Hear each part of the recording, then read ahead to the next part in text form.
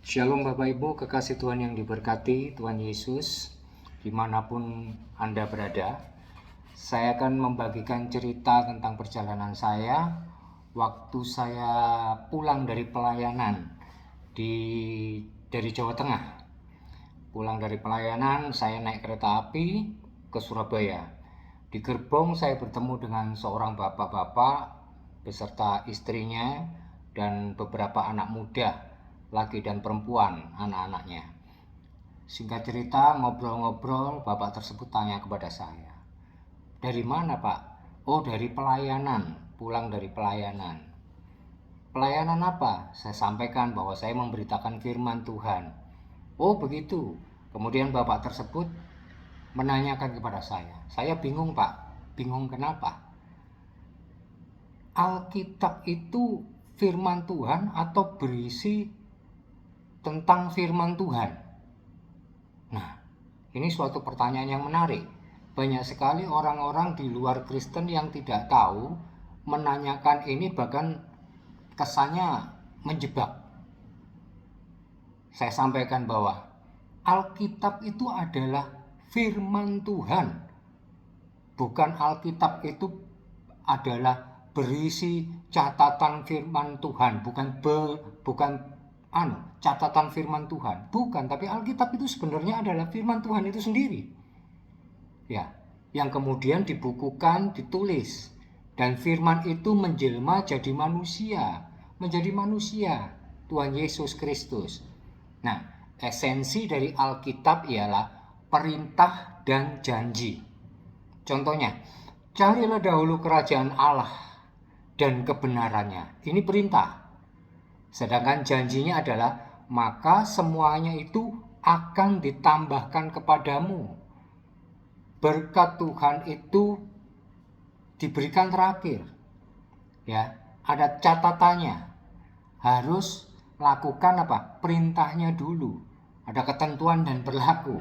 Ya, sedangkan di dalam Alkitab itu sendiri berisi ada perjanjian lama, perjanjian baru. Ya, di mana perjanjian lama itu ditulis oleh para nabi. Ya. Terus ada hukum Taurat, ada nubuatan-nubuatan tentang kedatangan Mesias. Sedangkan untuk perjanjian baru itu yang menulis para rasul. Ya. Apa isinya? Ada penggenapan hukum Taurat atau penggenapan dari nubuat-nubuatan itu, yaitu apa?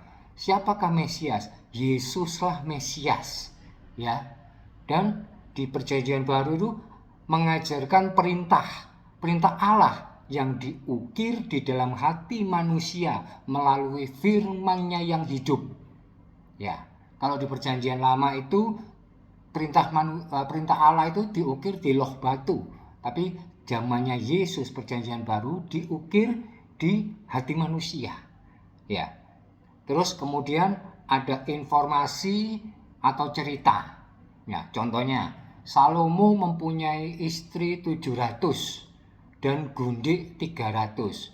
Itu informasi, cerita, bukan harus ditiru, bukan yang harus diajarkan itu. Sedangkan ajarannya adalah kasihilah musuhmu dan berbuatlah baik kepada orang yang membenci kamu.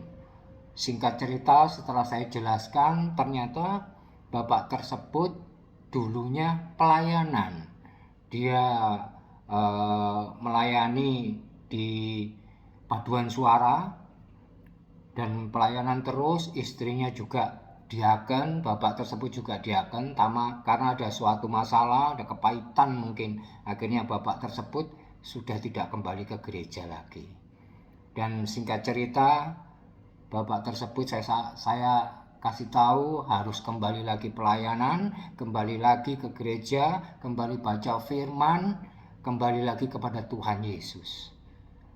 Dan bapak tersebut akhirnya sempat menangis dan dia mau kembali lagi ke gereja, baca firman, mau kembali lagi melayani. Saya sampaikan, tidak perlu malu.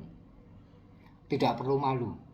Kita tersesat, kita kembali lagi, jangan malu.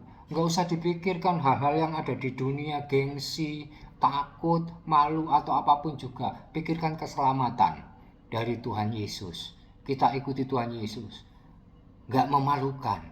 Ikut Tuhan Yesus, damai sejahtera. Ikut Tuhan Yesus, bukti keselamatan itu bisa kita terima dengan baik, dan kita benar-benar menjadi orang yang diselamatkan. Terima kasih. Tolong dibagikan, jangan lupa share ke orang-orang, dan juga like, komen juga. Saya memberkati semua yang mendengarkan dan melihat video ini.